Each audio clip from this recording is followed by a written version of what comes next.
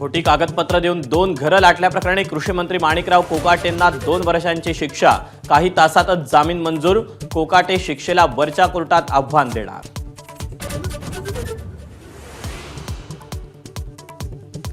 दोन वर्षांची शिक्षा झाल्यामुळे माणिकराव कोकाटेंची आमदारकी रद्द होण्याची शक्यता।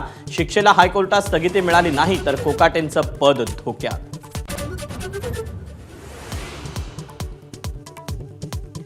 अंजली दमानियांनंतर भाजप आमदार सुरेश धसांकडून धनंजय मुंडेंवर आरोप। अधिकाऱ्यांची मागणी नसताना नॅनो युरिया, नॅनो डीएपीच्या खरेदीचा प्रस्ताव, राजीनामा देण्याची मागणी। शेतकरी बळकटीकरण योजनेसाठी दुसरा 200 कोटींचा जीआर कोणत्या आधारे काढला असा सवाल उपस्थित। माधाच्या हाती एक्सक्लुझिव्ह कागदपत्र, दमानिया कुंभारांच्या दाव्याला पुष्टी।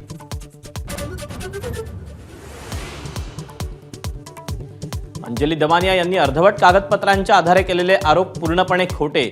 धनंजय मुंडेंच्या कार्यालयाचं स्पष्टीकरण। जाणीवपूर्वक बदनामी केल्याप्रकरणी दमानियांविरोधात फौजदारी याचिका दाखल करणार।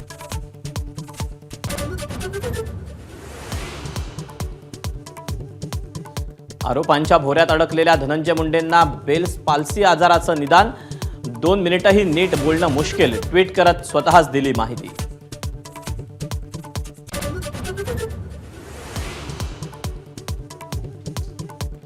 परळीतील महादेव मुंडे हत्या प्रकरणी तपासाला वेग। विशेष पथकाकडून 50हून अधिक जणांची चौकशी, साथीदारांसह प्रत्यक्षदर्शींची चौकशी।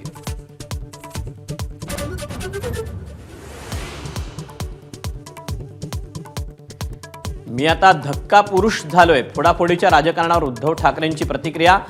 एक द्यायचा आहे तो धक्का एकदाच द्या असं म्हणत ठाकरेंची मिशन टायगरवरून टीका।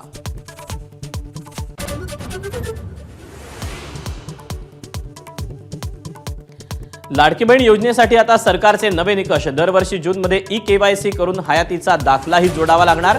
पात्र महिलांनाच लाभ मिळण्यासाठी कठोर पावलं।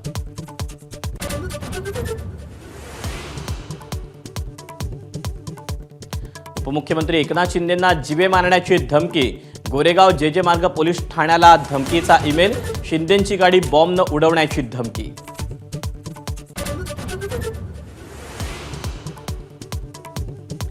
एकनाथ शिंदेंनी मंजुरी दिलेल्या 900 कोटींच्या सिडको प्रकल्पाची चौकशी होणार। ठाकरेंच्या माजी आमदाराच्या मागणीनंतर मुख्यमंत्री सचिवालयाचे आदेश।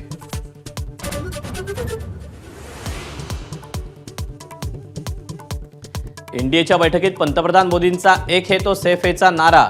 या पुढच्या विधानसभा निवडणुकांमध्येही एकत्रच लढू। दिल्ली जिंकल्यानंतर घटक पक्षांचं अभिनंदन करताना आवाहन।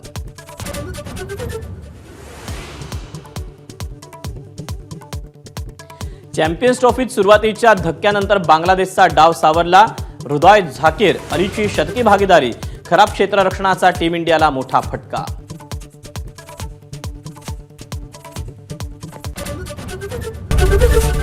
एबीपी माझा, उघडा डोळे बघा नीट।